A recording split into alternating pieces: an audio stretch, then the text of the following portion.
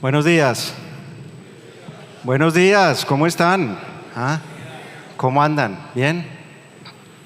Bueno, pues un gusto. Kiko, gracias por la invitación. Espectacular estar acá en este foro de la ACP sobre sostenibilidad. Tomás, ¿dónde está Tomás? Tomás, gracias. Buenísima la presentación.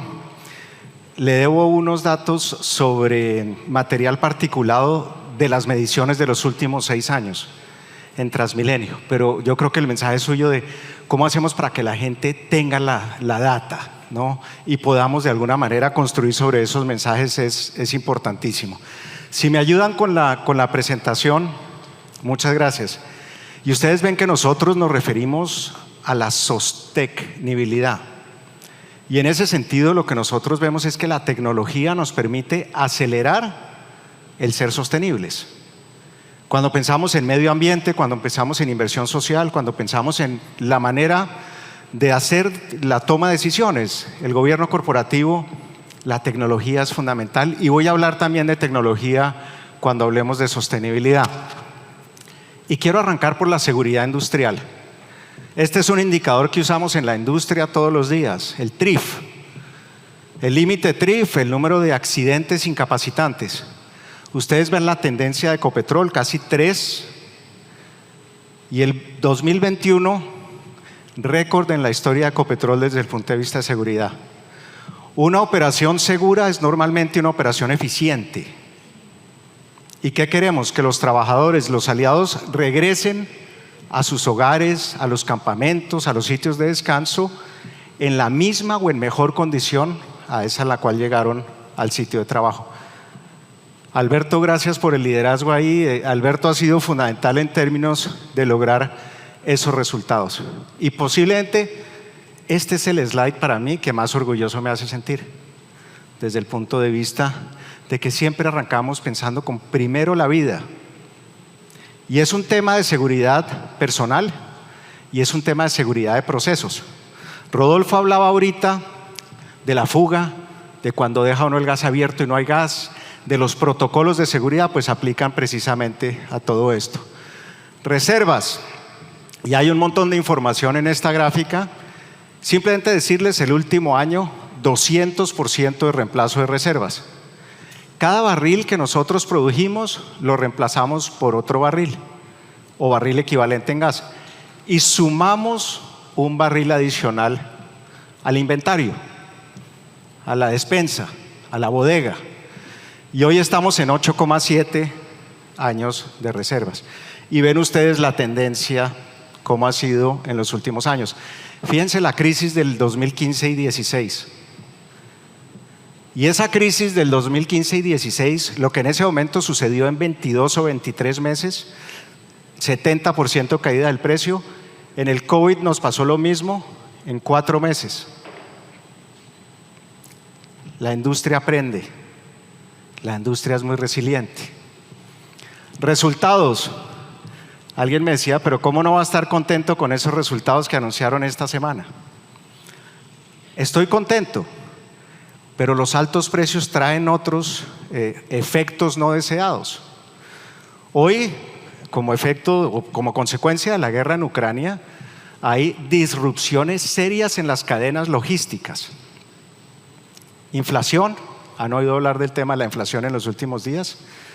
Se está sintiendo. Y eventualmente lo que pasa es que va a venir un efecto inflacionario más duro en los próximos meses. Los resultados son muy buenos. Personalmente digo, el precio ojalá estuviera un poquito más bajo. Hoy nosotros necesitamos $35 el barril para ser neutrales desde el punto de vista de utilidad. En la primera crisis necesitábamos $65. La diferencia son eficiencias. Más de 20 billones de pesos en los últimos años. Ingresos de 32,5 billones de pesos. Un EBITDA de casi 16, 15,9 y utilidad de 6,6 billones de pesos. La utilidad de todo el año 2020, 1,7 billones. El año arranca muy bien, el año empieza muy bien. Desafíos, y les decía principalmente estos temas de inflación, nosotros podemos estar viendo cerca de entre un 10 y un 15% de impacto inflacionario. ¿Qué hay que hacer? Pensar a largo plazo, cambiar estructuras contractuales y hay una gran cantidad de cosas que se pueden hacer. Plan de inversión de los próximos 3 años, casi 80 billones de pesos. Y mucha de esta inversión va directamente a las regiones, parte de lo que oíamos en el panel de hace un momento. Algunos hitos, compartir con ustedes algunos hitos. Ana, ¿qué se me hizo Ana que estaba por aquí hace un momento? Bueno, ¿saben desde cuándo no teníamos 2 taladros offshore perforando en este país? Bueno, ustedes son todos muy jóvenes. Estamos más cerca de la 4ª dosis ya, ¿no? Algunos. Desde el año 1996, no teníamos 2 taladros perforando costa afuera. Hoy en día tenemos uno con Shell y por eso pues estaba buscando a Ana, después le dicen que la nombré. Gorgon 2, un pozo delimitador. Ir a confirmar esa provincia gasífera en el sur del Caribe colombiano. Rodolfo estaba hablando de señales de gas. Estamos invirtiendo 1.800 millones de dólares para tener más gas en el mercado. El año pasado pudimos entregar 80 millones de pies cúbicos más, deslastrar de alguna manera consumos de las refinerías, el descubrimiento del Liria YW, el mantenimiento. ¿Dónde está Rafa?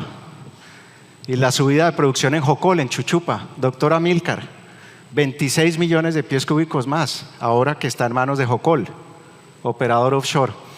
Y el otro pozo con Petrobras, Uchuva, 1996, pues es un hito tener 2 taladros perforando en este momento. 4 taladros en Casanare.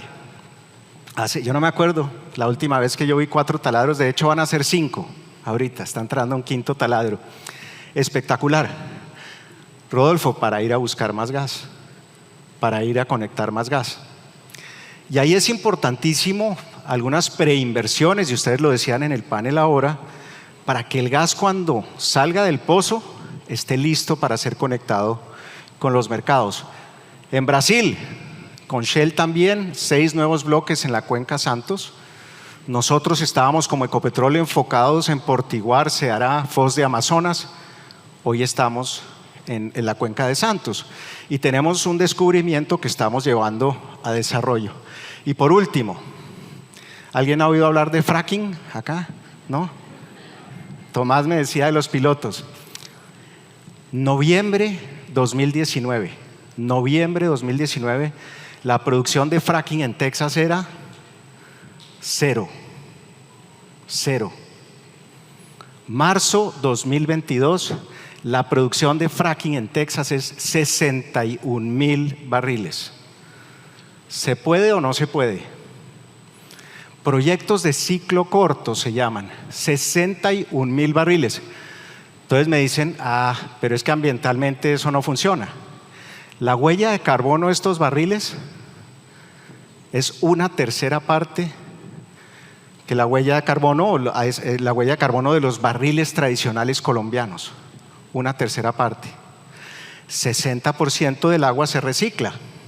Me dicen, es que no da plata. Bueno, ambientalmente puede que no sea tan malo, pero es que no da plata.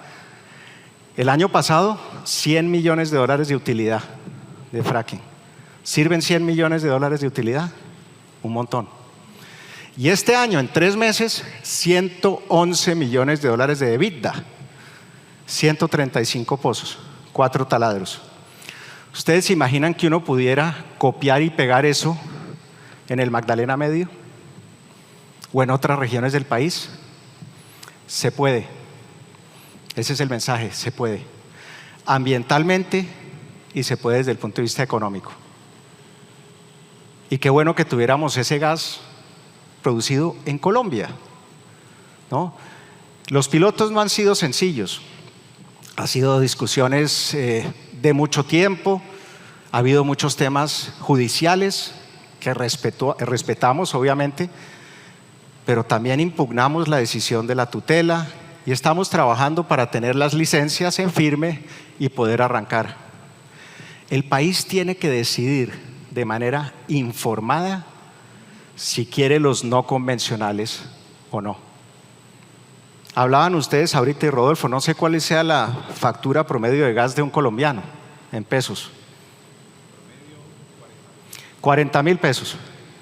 Si tuviéramos que consumir gas importado hoy, eso sería 160.000 a 200.000 pesos. Alguien diría, no, pero pues, ¿cuál es el problema? No pago 40, pago 160. Tomás nos mostraba, creo que era 1.4% en el estrato 1 de los gastos se van al gas. Pues eso se le va al 4 o 5% de los gastos.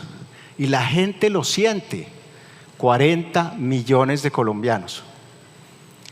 Estrategia 2040. Nosotros hace un par de meses presentamos en sociedad la estrategia que se llama Energía que Transforma. 4 pilares centrales. Primero, crecer en el marco de la transición energética. Crecer, que el EBITDA de la compañía, o sea, la utilidad antes de depreciaciones, impuestos, intereses, crezca 40% al 2040. O sea, el grupo Ecopetrol va a ser más grande. Y el 50%, hasta el 50% de ese EBITDA viene de negocios de bajas emisiones. ISA, hidrógeno, captura de carbono, renovables, soluciones naturales del clima. Y parte de lo que decían y nos han dicho los panelistas hoy, no hay una receta, Alexandra creo que lo decía, no hay una receta para transición energética. Cada país, cada sociedad, cada compañía tiene que definir cómo se quiere mover en la transición energética. Crecimiento. Segundo, sostenibilidad. 0 emisiones netas de carbono al 2050. No sé, Kiko, cuánta gente hay aquí, pero no sé, 300, 400 personas. Cada uno de nosotros, 400. Cada uno de nosotros es responsable por 5 toneladas de CO2 al año. Cuando yo digo esto, la gente me dice, ¿y usted por qué se mete conmigo? ¿Yo qué le hice? El tema es que el problema de la neutralidad de carbono, de las emisiones, es un problema compartido. Una emisión en Bogotá, en Beijing, en Alaska, 1 tonelada de CO2 es igual. A la atmósfera no le importa de dónde viene, pero sí hace diferencia dónde pongamos los recursos y dónde hagamos la inversión para reducir las emisiones. El enemigo no son las fuentes de energía, lo que hay que lidiar son con las emisiones. Y un concepto nuevo, y voy a hablar un poquito más de eso ahora, 0 vertimientos al 2045, agua. Nosotros hemos lanzado un concepto desde Ecopetrol que es el de la neutralidad en agua. Así como queremos ser carbono neutrales, queremos ser agua neutrales. Hoy todo el mundo habla de cambio climático y de CO2. El agua viene. El agua es la próxima gran conversación. Conocimiento de vanguardia, voy a hablar un poco más en detalle en eso. Generar unos 20 a 30 billones de dólares, 20.000 a 30.000 millones de dólares a través del conocimiento de vanguardia. Que el 70% de los empleados del grupo Ecopetrol, hoy somos 18.000 empleados, aprenda a hacer las cosas de manera distinta o aprenda a hacer cosas diferentes. Algunos de ustedes me habrán oído. Yo soy de la era del pre-internet, ¿no? Cuando yo empecé, le da risa, pero es así, doctor Ernesto, ¿sí o no? En la universidad yo cargaba mis tarjeticas perforadas porque no había computadores. Nos tocó aprender. Tenemos que aprender o desaprender y aprender a hacer cosas distintas. Eso nos puede generar un montón de valor. Y por último, darle retorno a los accionistas.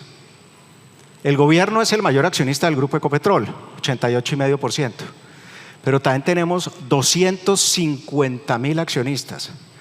Los principales, después del gobierno, los fondos de pensiones. A través de los fondos de pensiones son 18 millones de colombianos que son dueños indirectamente de un pedacito de Ecopetrol. Para entender un poco el impacto. Me dicen, bueno, pero usted no ha hablado de petróleo y de gas. Aquí está. ¿Y qué quiere decir esto? Todas las fuentes de hidrocarburos son importantes. No hay una o hay otra. Y ustedes ven, hay una apuesta muy grande. Les mostraba yo los taladros offshore, les mostraba el fracking en Estados Unidos. Hablábamos de Brasil. La parte azul oscura, producción básica. La producción básica declina de manera natural un poco más del 15% todos los años. Si yo arranco un año, el 1 de enero, el 31 de diciembre tengo 100,000 barriles menos de producción. O sea, tengo que correr muy rápido para quedarme quieto. Esa es la producción básica. Recobro secundario. Primer trimestre de este año, 38% de la producción de Ecopetrol viene del recobro secundario. Inyección de agua, inyección de polímeros, inyección de gas. ¿Y ustedes qué ven ahí? Fracking, no convencionales, en Estados Unidos y en Colombia. Y es fundamental. Miren el 2030. 2030 estamos diciendo, en condiciones de precio no tan altas como las que tenemos hoy en día, podemos estar hablando de 800 a 850,000 barriles. ¿Importante para el país o no?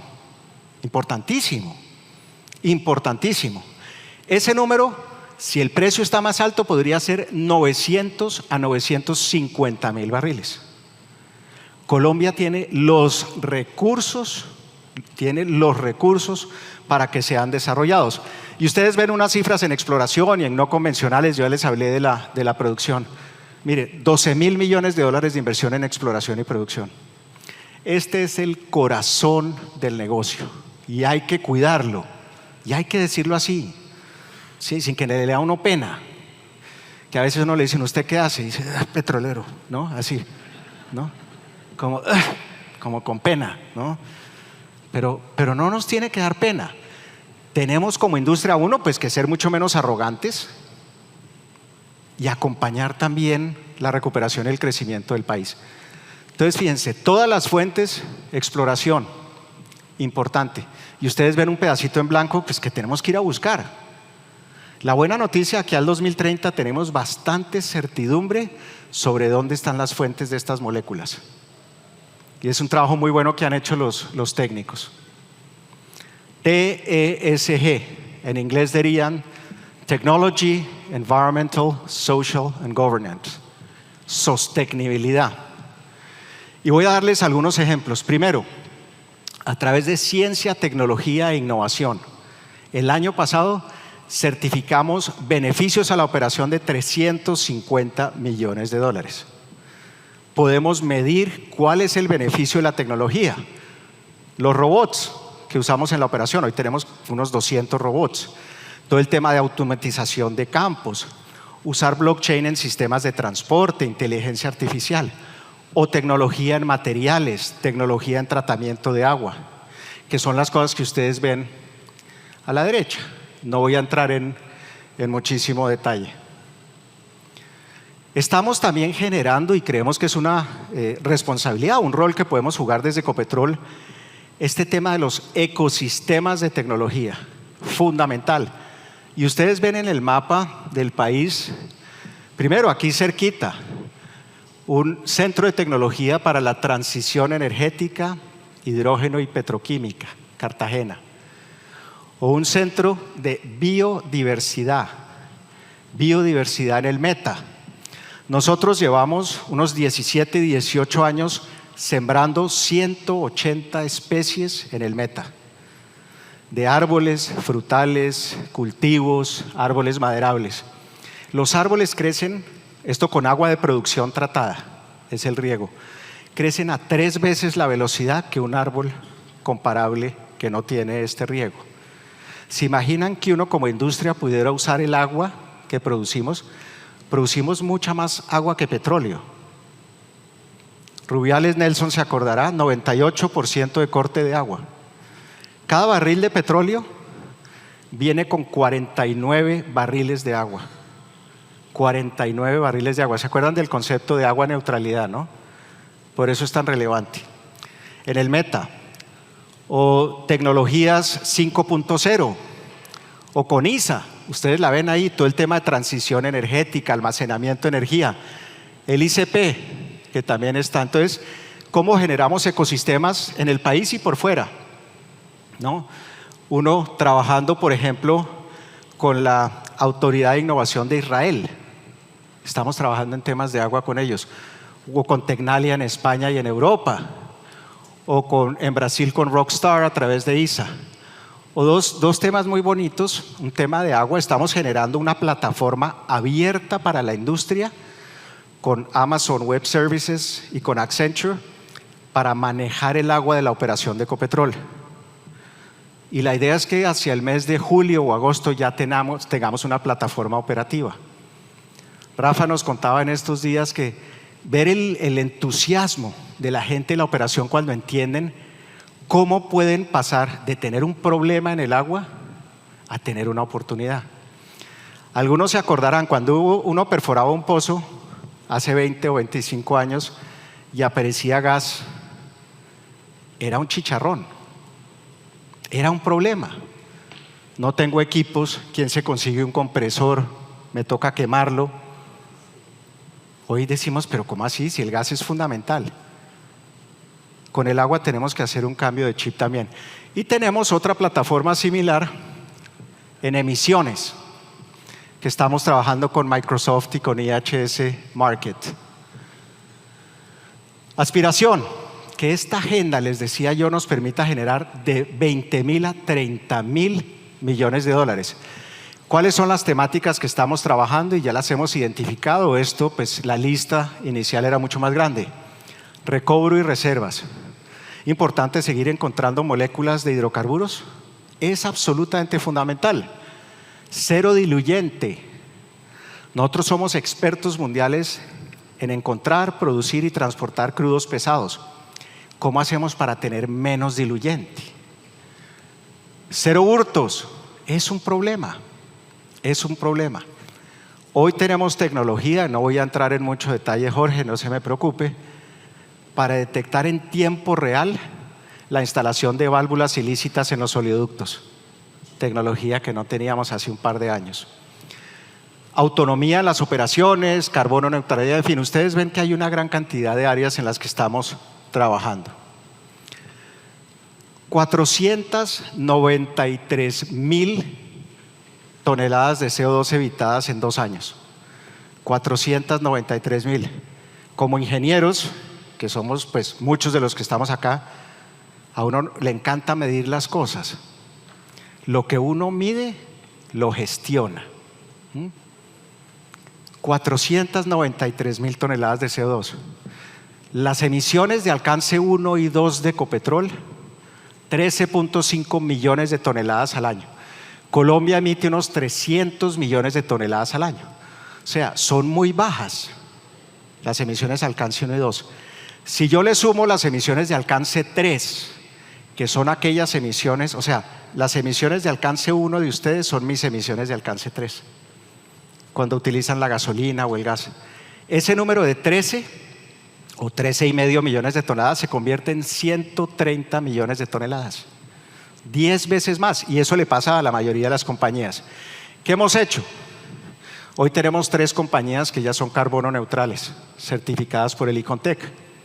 Zenit en particular, 280.000 toneladas que se compraron a una comunidad en el Chocó. Ustedes los ven, Delfines Cupica. Durante más de 20 años han protegido 103.000 hectáreas de árboles. Zenit, ¿qué hizo? Hizo el inventario, hizo un plan de reducción de emisiones y lo que no se pueda reducir se compensa.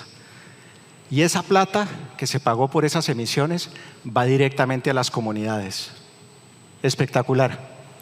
Y tenemos pues también para ODC y Ocensa, y ya tenemos, como lo ven ahí, Bicentenario y ODL. Y por otro lado, el año pasado hicimos la venta del primer 1.000.000 de barriles de Castilla carbono compensado. ¿Eso qué quiere decir? Que esos barriles, la huella de carbono desde el Meta hasta la China se compensó.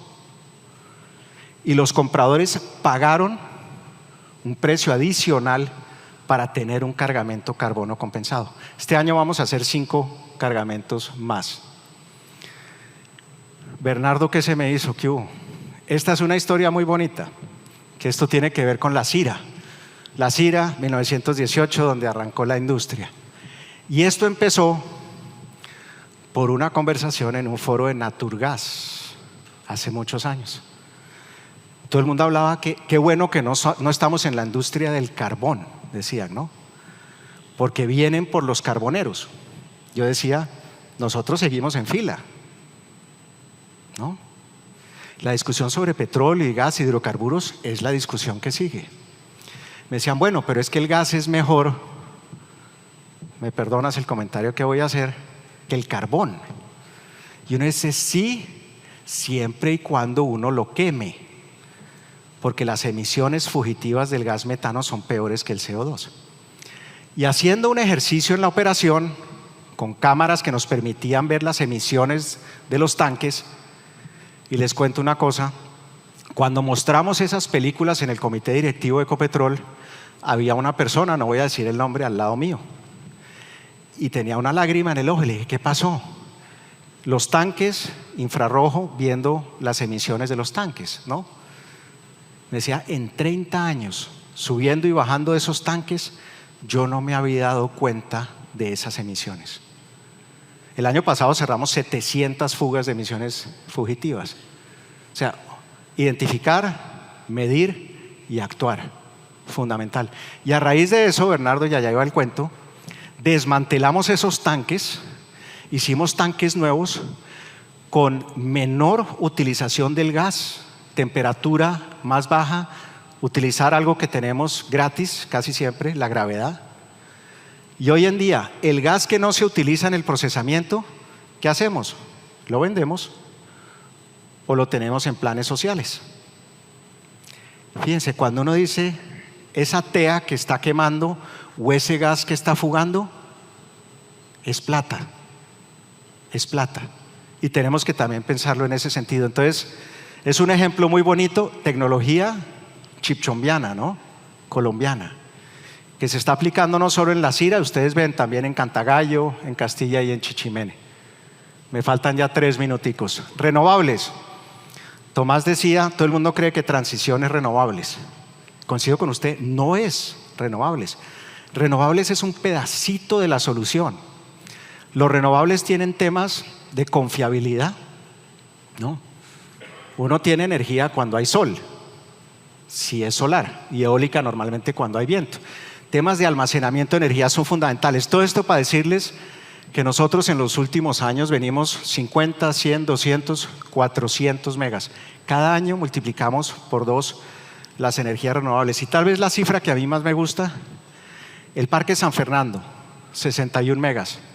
38%, Jürgen, de mano de obra mujeres. 38% de mano de obra mujeres. En el parque, primero que hicimos, Castilla, 28%. Y además no hacen paros, no hacen huelgas y le dicen a uno, ingeniero, para muchas de ellas el primer trabajo. Ahora que estamos trabajando, ahora sí sabemos dónde se va la plata, ¿no? Espectacular. Y queremos hacer más. Amílcar, 400 no es la meta. Tenemos que seguir. Esa es la meta volante, que está muy de moda en estos días. Renovables es fundamental. Estamos mirando eólico también. Estamos mirando geotermia también. Utilizar la energía que nos dan los yacimientos para poder hacer generación. Hidrógeno. Ricardo hablaba de hidrógeno hace poco. Nosotros instalamos un electrolizador. Uno dirá el primero, el segundo. Bueno, hay 2 pilotos de hidrógeno verde en el país. Este es para meterle hidrógeno a los, digamos, a las corrientes de hidrógeno de la refinería y mejorar la calidad de los combustibles, atrapando el azufre de la gasolina y del diésel. Y este electrolizador son unos 7.000 kilogramos, 7.000 kilos más o menos al año, que está en operación ya. Pues vienen 2.500 millones de dólares de inversión, tenemos visualizado. ¿Qué queremos hacer? Ampliación y reemplazo de capacidad de producción de hidrógeno en refinerías. El mayor productor de hidrógeno en el país es Ecopetrol y la mayoría de ese hidrógeno es hidrógeno gris. Viene el gas metano. Separamos el hidrógeno y el CO2. Ese CO2 lo podemos reutilizar y tendríamos hidrógeno azul y el verde, que es este, con renovables. Y Ricardo añadiría al tema de hidrógeno una variable central y crítica: el precio de la energía. Y esto, hoy el hidrógeno verde puede costar 6 veces más, y ayer pues sé que hablaron de hidrógeno un montón, 6 veces más que el hidrógeno gris. Tenemos que recorrer ese camino. Entonces, pues bien importante también la apuesta desde el punto de vista de hidrógeno. Reemplazo en refinerías, blending como lo que están haciendo en Promigas, movilidad. Estamos ensamblando el primer bus de hidrógeno ya en el país con Fanalca, y eso vendrá. Me acuerdo cuando nos decían, esos buses de gas no suben hasta Suba en Bogotá, no llegan. Ya hace unos 5 o 6 años se trajeron los buses, se hicieron las pruebas. 2.000 buses dijiste que hay de gas. Y el tema de exportación. Uno podría exportar combustibles sintéticos o amonia, en fin, hay una gran cantidad de cosas para hacer con el hidrógeno. Soluciones naturales del clima, Santiago, un esfuerzo grande también para compensar desde lo que hace Ecopetrol las emisiones que no podemos reducir. Y ustedes ven algunos de los aliados estratégicos con los que estamos trabajando. Conexión Jaguar desde ISA, interesantísimo, 800.000 hectáreas protegidas. Y el proyecto Vida Silvestre son 120.000, ahí dice 125.000. Ahí entre esos dos programas, 1 millón de toneladas de CO2. Un montón de CO2 que estaríamos también compensando. Ecoreservas, ya hoy tenemos 15 ecoreservas en el país, áreas de la operación que hoy estamos destinando a preservación, conservación, investigación, trabajo con comunidades, y ustedes lo ven a lo largo y ancho del país, unas 15.000 hectáreas. Agua neutralidad, les decía que iba a hablar un poquito de este concepto. Rápidamente, coger el agua que capto para la operación, procesos industriales en las refinerías, reinyección, una cantidad de temas todos los días. ¿Cómo la bajo en 66%? Primer punto. Y eso son costos de energía, costos de mantenimiento, equipos. Normalmente, o en muchos de los desarrollos de los campos, el cuello de botella viene por la capacidad que uno tenga de manejo de agua, no por la capacidad de tratamiento de manejo de hidrocarburos. Lo que a uno lo pone en dificultades a veces es el agua. No tengo suficiente capacidad. Entonces, reduzco el agua que capto y reduzco los vertimientos. El año pasado cerramos 90.000 barriles de vertimientos en el Magdalena Medio. 90.000 barriles diarios. El fracking puede necesitar 120.000 barriles. 90.000 barriles diarios menos que no regresan al Magdalena. Y lo último, lo que no se logre bajar en captación o en vertimientos, se compensa. Un concepto muy parecido al del CO2. Y por eso quería presentárselos, porque es parte de lo que nosotros estamos, impulsando y estamos trabajando con industria. Tenemos la oportunidad la semana entrante de ir a presentar esto en un foro internacional por fuera del país. Que la gente nos dice, oiga, ese concepto de agua neutralidad, ¿eso qué es? Cuéntenos un poquito más. Rápidamente, sé que ya me dicen aquí, se ha terminado su tiempo, 2 minutos. ISA, les cuento muy rápidamente, hoy tenemos 8 áreas identificadas de trabajo. Por ejemplo, infraestructura lineal con Cenit, infraestructura eléctrica con Ecopetrol. Cuando tenemos una tormenta eléctrica, por ejemplo, y se nos caen los sistemas de transmisión, se para la producción. ¿Cómo hacemos para evitar eso? Es un montón de plata, es un montón de producción diferida. Conocimiento, todo el tema de ciberseguridad, gestión ambiental, la entrada de ISA a los Estados Unidos. Tomás nos hablaba del caso de Texas. Las oportunidades en Estados Unidos son muy grandes. Y esto es aquí en Barranquilla, Ramón, hace 8 días. Águeda y Víctor. Pues aquí Tomás no nos dijo que habían recuperado el mañanero, pero sí que no le tocaba ir a donde el vecino a las 4 de la mañana a hacerle el desayuno y que hoy se lo puede llevar a Víctor en bata. Bueno, baby doll, en bata. Ella dijo bata. El caso es que esto y Ramón, pues un trabajo con ustedes, con la alcaldía, 14,000 nuevos usuarios. Y yo creo que uno ver el cambio real que hace en la vida de una familia, el que tengan energía, eso no lo paga nada. 14,000 nuevas familias que van a tener gas. Todavía tenemos un montón de familias en el país que utilizan leña y carbón, pero esto también es posiblemente de las experiencias más bonitas. Fíjense el impacto de la pandemia, ¿no? Nos dio muy duro el 20. Terminé, me tomé un par de minutos más, pero bueno, había algunos mensajes que sí me parecía importante compartir con ustedes. El tema de ser sostenibles, fundamental. Esta industria tiene el conocimiento, la tecnología, la gente y los recursos para liderar ese cambio. Tuve la oportunidad de estar en COP26. Conversaciones muy duras, muy difíciles, porque la industria no era parte de los invitados a sentarse en la mesa. Hoy en día, a raíz de la guerra en Ucrania, nos dicen ¿qué más pueden hacer ustedes? ¿Qué más pueden hacer ustedes? 30% del gas que consume hoy Europa viene de gas de fracking en Estados Unidos. Y los europeos, nos mostraba Tomás, pagan 7 veces más por el gas o 10 veces más por el gas. Hoy en Colombia tenemos gas colombiano. No me estoy oponiendo a la importación del gas. La planta de Cartagena de regasificación ha sido fundamental. De hecho, en pocos meses vamos a montar micro LNG en Buenaventura. Micro LNG en Buenaventura.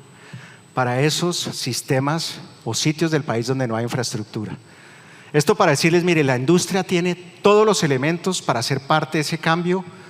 Hay que proteger la industria, no por el hecho de proteger el negocio, sino porque es fundamental que los colombianos tengan gas, tengan el petróleo y podamos refinar en Colombia. Hoy en día ya estamos arrancando la operación de la ampliación de Reficar, de 150,000 a 200,000 barriles. Ya empezó el proceso de arranque. ¿Para qué? Para acompañar el crecimiento de la demanda del país. Y cierro con esto. Hablábamos de gas. No pagaríamos 40,000 en promedio, sino 160 a 200,000 pesos. Y el galón de gasolina, no pagaríamos 9,000, 9,500, sino 20,000 pesos si tuviéramos que importarlo. ¿Impactaría eso a los colombianos? Cuando el 70% de los dueños, de los 10 millones de dueños de motos en el país, 70% son de estratos 1 y 2. Yo estoy convencido que sí. En últimas, darle energía a los colombianos y a las comunidades de otros países donde operamos es una de las maneras más poderosas de cerrar las brechas que hoy tenemos. Kiko, nuevamente gracias por la invitación y a ustedes muchas gracias.